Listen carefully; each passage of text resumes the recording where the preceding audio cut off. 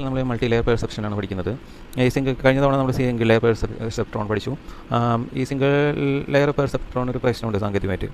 അത് ബൈനറി ആയിരിക്കും. അത് എന്താ പറയുക, ലീനിയർ ആയിട്ടുള്ള ഡാറ്റ തന്നെയാണ് അത് റിസൾട്ട് പ്രോപ്പറായിട്ട് തരുന്നത്. നമുക്കത് എന്താണെന്ന് നോക്കാം. ഇപ്പോൾ ഇതിലൊരു ലീനിയർ ലൈൻ കാണാം ഈ ഗ്രാഫിൽ.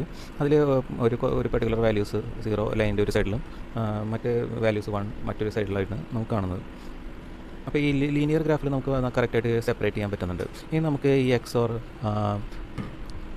എക്സോർ ഫംഗ്ഷനിൽ ട്രൂത്ത് ടേബിൾ നോക്കാം.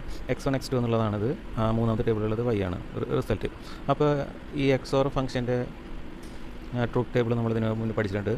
1 1 0 0 1 എന്ന് പറഞ്ഞാൽ 1 ആയിരിക്കും, 1 0 എന്ന് പറഞ്ഞാൽ 1 ആയിരിക്കും, 0 0 എന്ന് വെച്ചാൽ 0 തന്നെ ആയിരിക്കും. അപ്പോൾ ഇതിൻ്റെ ഗ്രാഫ് നമുക്ക് നോക്കാം. ഈ ഗ്രാഫിൽ നമ്മൾ x1 മാർക്ക് ചെയ്തിട്ടുണ്ട്. x1 എന്ന് വെച്ച് കഴിഞ്ഞാൽ 0 1 പിന്നെ 1 0 മാർക്ക് ചെയ്തിട്ടുണ്ട്, ബ്ലാക്ക് ഡോട്ടുകൾ. പിന്നെ y നോക്കിയ 0 മറ്റേത് 1, ഇത് രണ്ടും. അപ്പോൾ ഇതിനെ സെപ്പറേറ്റ് ചെയ്യുന്നത് സ്ട്രൈറ്റ് ലൈനിൽ സെപ്പറേറ്റ് ചെയ്യാൻ വളരെ ബുദ്ധിമുട്ടാണ്. ഇത് ക്രോസ് ആയിട്ടല്ല എടുക്കുന്നത്. ഇപ്പോൾ 2 വെളുത്ത വരകളും 2 വെളുത്ത കുത്തും 2 കറുത്ത കുത്തും ക്രോസ് ആയിട്ടായിരിക്കും. സ്ട്രൈറ്റ് ലൈൻ വെച്ചാൽ ക്രോസ് ആയിരിക്കും. അപ്പോൾ ഇതൊരു ലീനിയർ ഡിസിഷൻ മേക്കിംഗ് അത് പറ്റത്തില്ല. നമുക്ക് ഈ ഗ്രാഫിൽ നമുക്ക് മനസ്സിലാവും. അപ്പോൾ ഇത് എക്സോർ പ്രോബ്ലം കുറച്ചുകൂടി കൂടുതൽ ക്ലിയർ ആയിട്ടാണ് കാണിച്ചിരിക്കുന്നത്.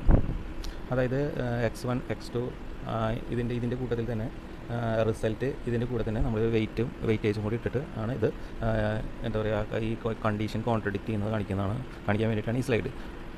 അപ്പോൾ സാധാരണ നമ്മുടെ ലോകത്ത് ഉള്ള ഡാറ്റ ഈ ലീനിയർലി സെപ്പറേറ്റ് ചെയ്യാവുന്ന ഡാറ്റകളാവുന്നില്ല. കാരണം അതിൽ ഒരുപാട് ഔട്ട്ലൈനേഴ്സ് ഉണ്ടാവും. ചിലപ്പോൾ അതിനൊരു ഒരു രീതിയിൽ ഔട്ട്ലൈനേഴ്സ് ഉണ്ടാവില്ല.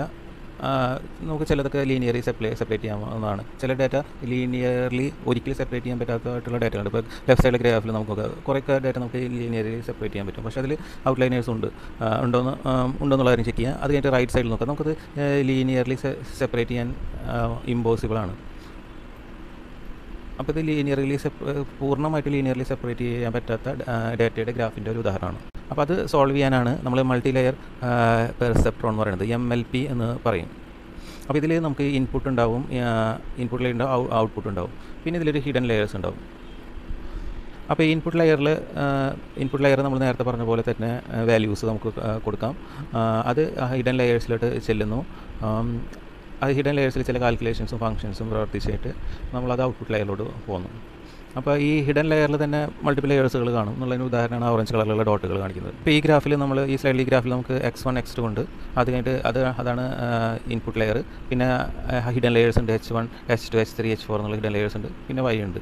y എന്ന് പറയുന്നത് ഔട്ട്പുട്ട് ലെയറാണ്. ഈ ഇൻപുട്ട് ലെയറിൽ നമുക്ക് +1 -1 എന്നുള്ള വാല്യൂസ് നമുക്ക് ഈ റെഡ് ബ്ലൂ ലൈനായിട്ട് കാണിക്കുന്നു. ഇത് വെയ്റ്റ്സ് ആണ്. ഈ വെയ്റ്റ്സ് നമ്മൾ ഈ ഹിഡൻ ലെയറിലോട് ചെന്നിട്ട് ചെറിയ കാൽക്കുലേഷൻ ഒക്കെ നടത്തിയിട്ട് വീണ്ടും എന്താ പറയുക, ഹിഡൻ ലെയറിൻ്റെ വെയ്റ്റ്സുമായിട്ട് താരതമ്യപ്പെടുത്തിയിട്ടാണ് റിസൾട്ട് ഈ ഔട്ടർ ലെയറിലോട്ട് വിടുന്നത്. റിസൾട്ട് കണ്ടുപിടിക്കാൻ വേണ്ടിയിട്ട് ഔട്ടർ ലെയറിലോട്ട് വിടുന്നത്. ഈ സ്ലൈഡിൽ നമ്മളിതിൻ്റെ സ്ട്രക്ചറും പ്രോപ്പർട്ടീസും ഒക്കെയാണ് മൾട്ടി ലെയർ ന്യൂറോൺസിൻ്റെ നോക്കാൻ പോകുന്നത്.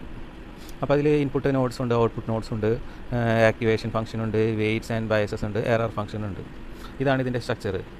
ഈ ആക്ടിവേഷൻ ഫംഗ്ഷൻസാണ് ഈ ഔട്ട്പുട്ട് ലെയറിന് തൊട്ട് മുൻപുള്ള ഫംഗ്ഷൻ. ആക്ടിവേഷൻ ഫംഗ്ഷൻ എന്ന് വെച്ച് കഴിഞ്ഞാൽ നമ്മൾ ഈ നമ്മുടെ ഇൻപുട്ട് ന്യൂറോൺസിന് വെയ്റ്റ്സ് അപ്ലൈ ചെയ്തിട്ട് അതിനെ മാപ്പ് ചെയ്യാണ് അല്ലെങ്കിൽ ഔട്ട്പുട്ട് ഫംഗ്ഷനിലോട്ട് മാപ്പ് ചെയ്യാണ് ഈ ആക്ടിവേഷൻ ഫംഗ്ഷൻ്റെ റെസ്പോൺസിബിലിറ്റി.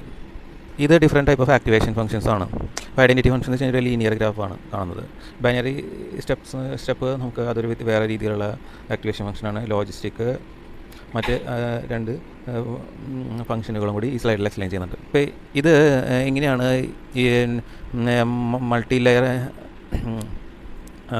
ലെയർ പെർസെപ്ട്രോൺസ് ഈ എക്സോർ പ്രോബ്ലം സോൾവ് ചെയ്യുന്നതാണ് ഈ സ്ലൈഡിൽ കാണിക്കുന്നത്. അതായത് how neural network solve the XOR problem. ഇതിൽ x1 x2 x4 ഉണ്ട്. അതിൽ h1 h2 h3 h4 എന്നുള്ളത് ഹിഡൻ ലെയേഴ്സാണ്.